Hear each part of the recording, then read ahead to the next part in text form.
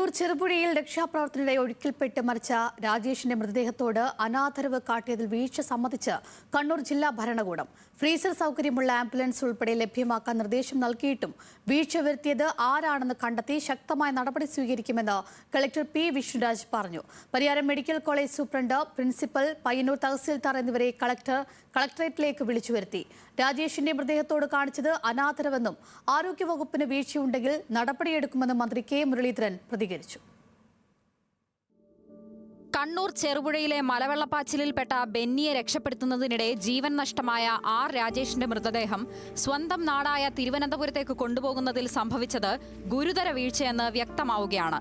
4 ദിവസം പഴക്കമുള്ള പോസ്റ്റ്മോർട്ടം ചെയ്ത മൃതദേഹം തിരുവനന്തപുരത്ത് എത്തിക്കാൻ ഫ്രീസർ സൗകര്യം ഇല്ലെങ്കിലും പ്രശ്നമില്ലെന്ന് തീരുമാനിച്ചത് ആരെന്നതിൽ വ്യക്തത വരുത്താനുള്ള അന്വേഷണത്തിലാണ് കണ്ണൂർ ജില്ലാ ഭരണകൂടം. അന്വേഷണത്തിന്റെ ഭാഗമായി Payyanur medical college superintendent, principal, Payyanur tahsildar എന്നിവരെ ജില്ലാ കളക്ടർ വിളിച്ചുവരുത്തി. കുടുംബം ആവശ്യപ്പെടുന്ന എല്ലാ സൗകര്യങ്ങളും ലഭ്യമാക്കാൻ നിർദ്ദേശം നൽകിയിരുന്നെന്ന് കളക്ടർ പി വിഷ്ണുരാജ് പറഞ്ഞു.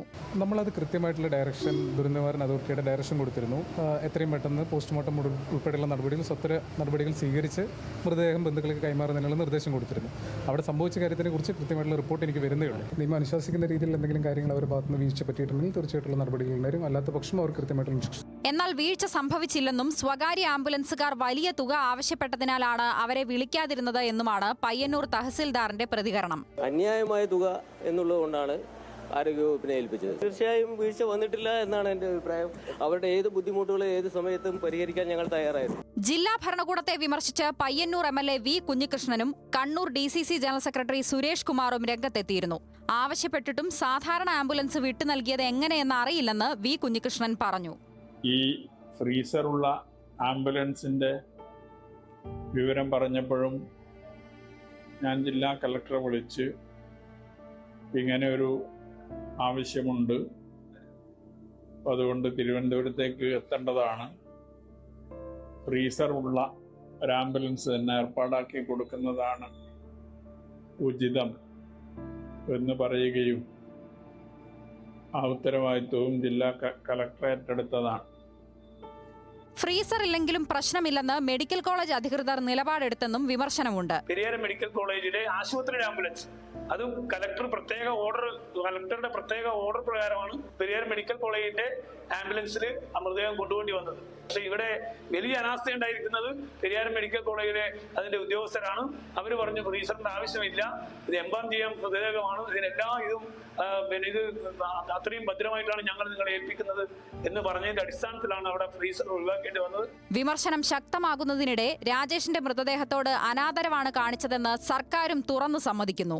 അവരുടെ മൃതദേഹത്തിനോട് അനാദരവ് കാണിച്ചു എന്നുള്ളത് യാഥാർത്ഥ്യമാണ്. ഏതായാലും പെരിയാരം മെഡിക്കൽ കോളേജ് സൂപ്രണ്ടുമായിട്ട് വിളിച്ച് സംസാരിച്ച് ആശുപത്രിയുടെ ഭാഗത്തുനിന്ന് വല്ല മിസ്റ്റേക്കും സംഭവിച്ചിട്ടുണ്ടെങ്കിൽ നടപടി സ്വീകരിക്കും. സാധാരണ രീതിയിൽ ജില്ലാ കളക്ടറാണ് ഇതിൻ്റെ അറേഞ്ച്മെൻറ്റ്സ് നടത്തേണ്ടത്. കാരണം കണ്ണൂരിൽ നിന്ന് ബോഡി തിരുവനന്തപുരത്ത് എത്തേണ്ട ഒരു അത്രയും ഡിസ്റ്റൻസുള്ള യാത്രയായതുകൊണ്ട് ഈ ഫ്രീസറുള്ള മൊബൈൽ ഉൾപ്പെടെയുള്ള സംവിധാനങ്ങൾ ജില്ലാ ഭരണകൂടം ഒരുക്കേണ്ടതാണ്.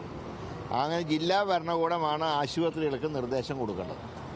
അങ്ങനെ നിർദ്ദേശം ലഭിച്ചോ എന്ന് എനിക്കറിയില്ല. ഏതായാലും സൂപ്രണ്ടിനെ വിളിച്ച് കാര്യങ്ങൾ അന്വേഷിക്കും. ആരോഗ്യവകുപ്പിൻ്റെ ഭാഗത്ത് എന്തെങ്കിലും വീഴ്ച പറ്റിയിട്ടുണ്ടെങ്കിൽ നടപടി സ്വീകരിക്കും. ആ ഡെഡ് ബോഡി അങ്ങനെയൊന്നും ആയിരുന്നല്ലോ കൊണ്ടുവരേണ്ടത്. എംബാം ചെയ്ത് കൊണ്ടുവരേണ്ട ഡെഡ് ബോഡിയാണ് ഫ്രീസറിൽ വെച്ച് കൊണ്ടുവരേണ്ടതായിരുന്നു. വളരെ കഷ്ടമാണ്. ആ വീട്ടിൽ ചെന്നപ്പോൾ ഉണ്ടായ തന്നെയല്ല ആ കുടുംബത്തിന് ഉണ്ടായ നഷ്ടം ചെറുതല്ല. വേറെ ആരും ഏണിംഗ് മെമ്പർ അവിടെ ഇല്ല. വളരെ പ്രയാസമാണ്. പയ്യന്നൂർ തഹസിൽദാരുടെ ഓഫീസിലേക്ക് DYFI പ്രതിഷേധ മാർച്ച് സംഘടിപ്പിച്ചു. റവന്യൂ വകുപ്പും ആരോഗ്യ വകുപ്പും ഉൾപ്പെട്ട വിവാദത്തിൽ വീഴ്ച ആരുടേത് എന്നതിൽ ADM നൽകുന്ന വിവരങ്ങളുടെ അടിസ്ഥാനത്തിൽ ജില്ലാ കളക്ടർ ഉടൻ റവന്യൂ മന്ത്രിക്ക് റിപ്പോർട്ട് നൽകും. ന്യൂസ് മലയാളം, കണ്ണൂർ.